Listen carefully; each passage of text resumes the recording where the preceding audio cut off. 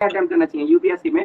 देखिए अगर आपकी ये डिपेंड करता है एक्यूरेसी पर, अगर आपकी एक्यूरेसी बहुत ज्यादा रही है तो लगभग आप 60 के करीब में अटेम्प्ट करिए। आपका अगर आप 60 अटेम्प्ट करते हैं सेफ जोन में है, क्योंकि 52 से 53 क्वेश्चन आपको सही करने होते हैं जनरल कैटेगरी की अगर हम बात करें।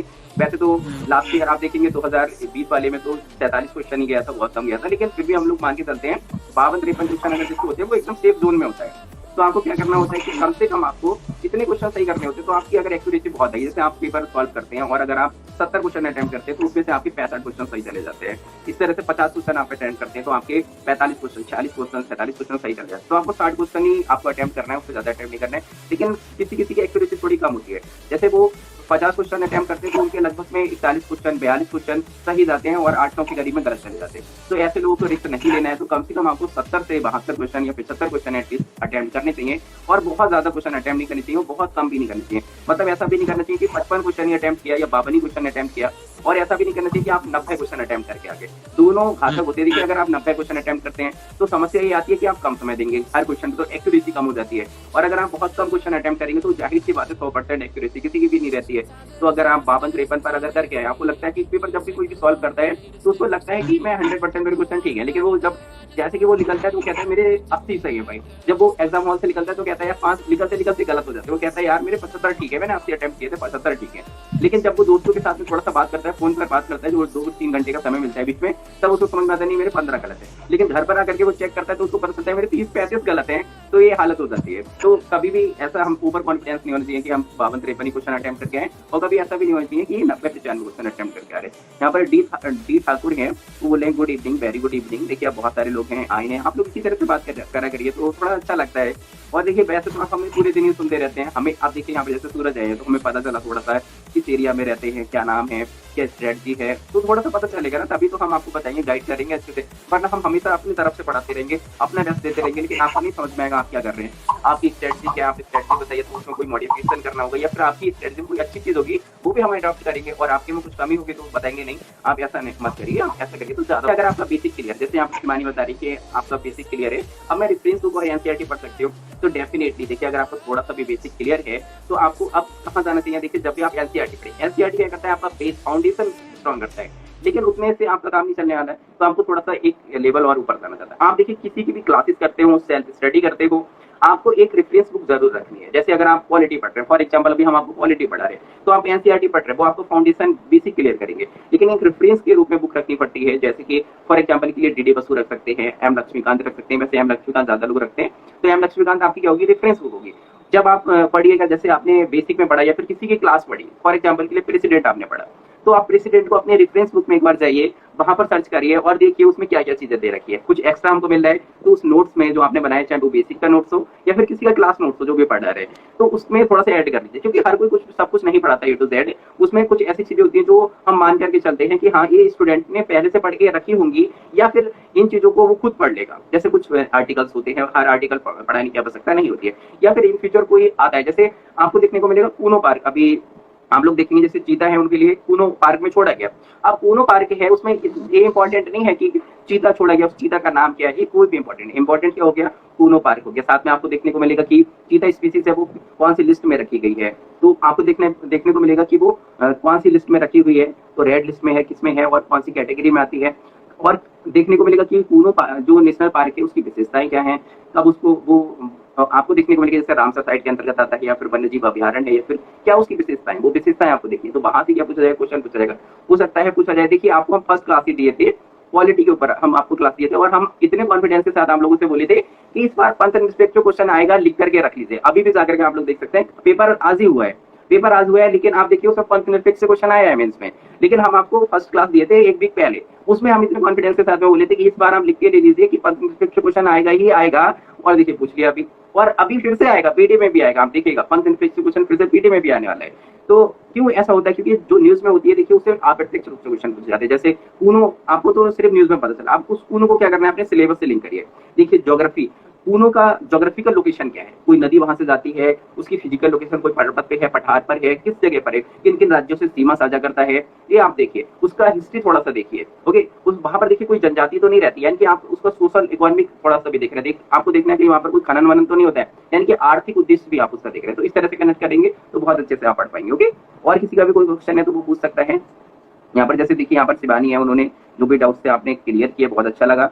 तो इसी तरह से आप लोग पूछा करिए, और जो भी लाइव आना चाहता है तो वो एक मैसेज कर दीजिए, हम उनको ज्वाइन कर लेंगे, या फिर आप रिक्वेस्ट भी सेंड करना जानते हैं तो रिक्वेस्ट सेंड कर दीजिए, हम आपको यहाँ पर एक्सेप्ट करके बात कर लेंगे। ओके, देखिए ऐसा अच्छा लगता है, आप लोग पार्टिसिपेट करते हैं, बात करते हैं। जैसे देखिए यहाँ पर सूरज ने बहुत अच्छे से पार्टिसिपेट किए, बात की, काफी अच्छा लगा। ओके, और लोग भी आकर के बात कर सकते हैं। Sir, I am from UP, so what is the difference of level state civil service examination and UPSC. देखिए ये वेरी करता है, आप अगर पीसीएस की बात करें और यूपीएससी की बात करें तो आप जैसे छत्तीसगढ़ में आप चले जाएंगे, झारखंड में चले जाएंगे, वहां का सिलेबस एकदम डिफरेंट है। अगर आप यूपी की बात करेंगे तो यूपी का सिलेबस जो आपको देखने को मिलेगा, यूपीएससी और यूपीपीएससी दोनों का सिलेबस एकदम सेम देखने को मिलेगा। जैसे हाँ, केवल एक आपको इंग्लिश क्वालिफाइंग पेपर नहीं आता है मेंस में। अगर आप देखेंगे जैसे पीटी की अगर हम बात करें तो यूपीएससी की बात करें, वहां भी 2 एग्जाम होते हैं, एक GS first paper, GS second paper, जिसको हम जीएस सेकंड पेपर को सीसेट के नाम से भी जानते हैं। तो और यूपीपीसीएस में देखेंगे, यहाँ भी जो प्रीलिम्स का एग्जाम होता है उसमें 2 पेपर होते हैं, सेम आपको देखने को मिलेगा, बस क्वेश्चन का डिफरेंस होता है। वहां पर जो यूपीपीसीएस होता है वहां पर 150 क्वेश्चन पूछे जाते हैं फर्स्ट पेपर में, सेकंड पेपर में यूपीपीसीएस में 100 क्वेश्चन पूछे जाते हैं। लेकिन अगर यूपीएससी की बात करें तो वहां पर 100 क्वेश्चन पूछे जाते हैं और साथ में सीसेट में सिर्फ 80 क्वेश्चन पूछे जाते हैं। तो देखिए यूपीएससी में कम क्वेश्चन पूछे जा रहे हैं, लेकिन पीसीएस में ज्यादा क्वेश्चन पूछे जा रहे हैं। लेकिन पीसीएस में भी नेगेटिव मार्किंग होती है और यूपीएससी में नेगेटिव मार्किंग होती है। लेकिन पीसीएस का जो पेपर होता है उसमें थोड़ा फैक्चुअल पूछता है, ज्यादा कॉन्सेप्चुअल नहीं पूछता है। लेकिन आप यूपीएससी के पेपर में चले जाएंगे तो आपको बहुत ज्यादा, आपको फैक्चुअल की ज्यादा जरूरत नहीं पड़ती। जैसे अभी आपको सॉल्व भी करा रहे हैं, आप देखे होंगे फैक्ट्स की जरूरत नहीं पड़ती है यूपीएससी के एग्जाम में।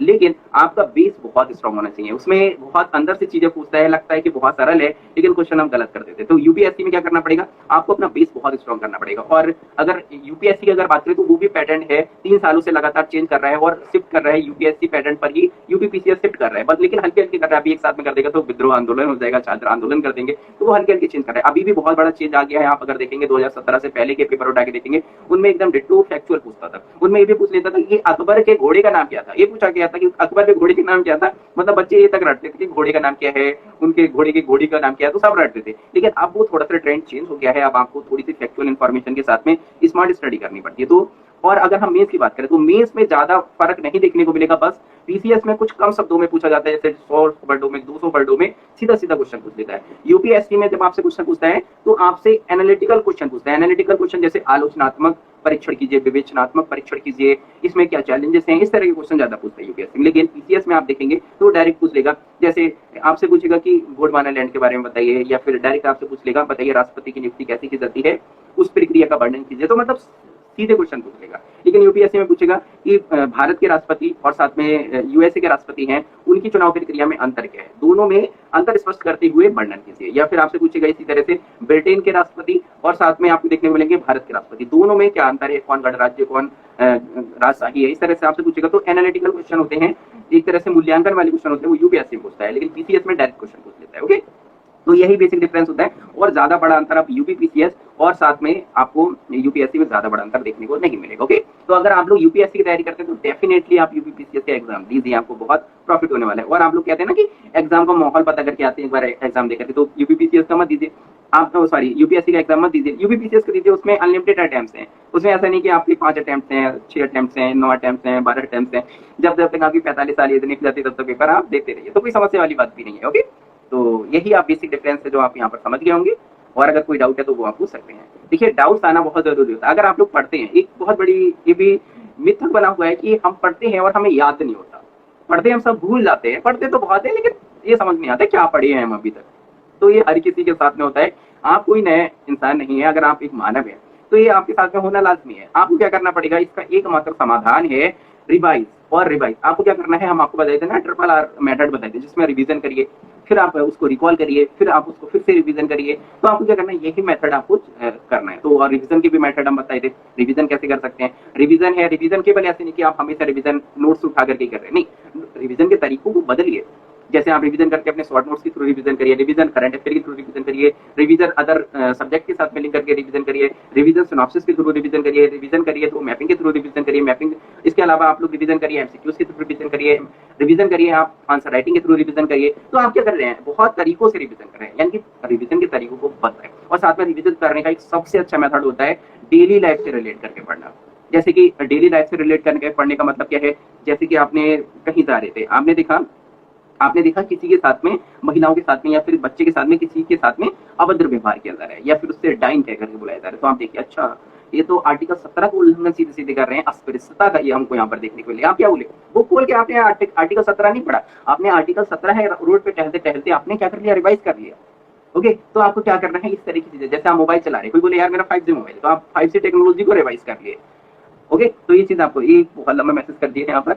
उमा शंकर है, सर आंख दर्द करने की वजह से मैं आपकी लाइव क्लास नहीं कर पाता, आपका वीडियो अपलोड होने के पश्चात मैं सिर्फ साउंड सुनकर पढ़ लेता हूँ। बहुत अच्छी बात है, कोई बात नहीं। वैसे हमारी आंख में भी प्रॉब्लम है, पता नहीं क्या हो गया है, आंख में बहुत दर्द होता है हमारी। हम आपको पता है कि कल भी क्लास ले रहे थे तो बहुत जल्दी जल्दी क्लास करा दिए थे, आज भी मतलब